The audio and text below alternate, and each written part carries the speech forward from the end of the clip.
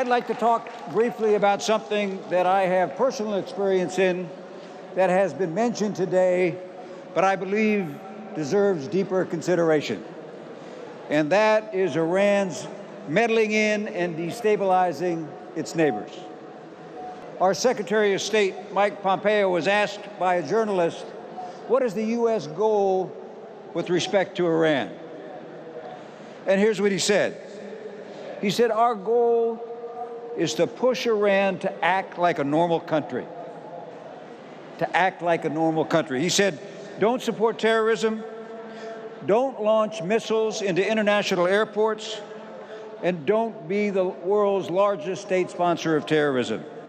Yet today, Iran, through its terrorist arm, the Quds Force, continues to support terrorism and destabilize not only its neighbors, but the entire region. And that's not normal behavior. And I firmly believe that no government that actually actively supports and exports terror can be a productive player in the world today. Change must come to Iran. And I said direct experience here. From our time in Iraq, many of us in the U.S. military have seen firsthand how Iran uses terrorism to accomplish its political objectives. And as coalition commander, I certainly saw that in Iraq when the regime used terrorism to foment sectarian violence and to frustrate the goals of the United States and Iraqis to establish a representative democracy. The approach that they used is three-pronged. They bought political support through political contributions to Iraqi political leaders and political groups. They bought public support through economic support to communities in the southern part of the country.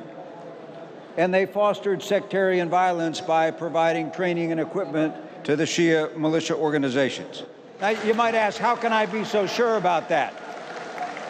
In 2006, my forces captured 6 Quds Force operatives in an operations cell in Baghdad that they shared with the Shia militia group. And on the wall were maps of Baghdad that showed their operational plans for forced population movements, purely for sectarian purposes.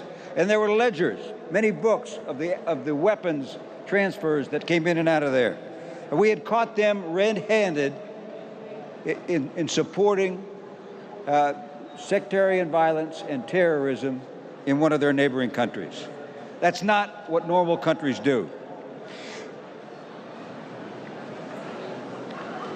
As I look back on that now, I say that was 12 years ago.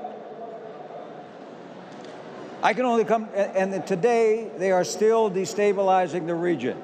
I can only come to one conclusion, that change must come to Iran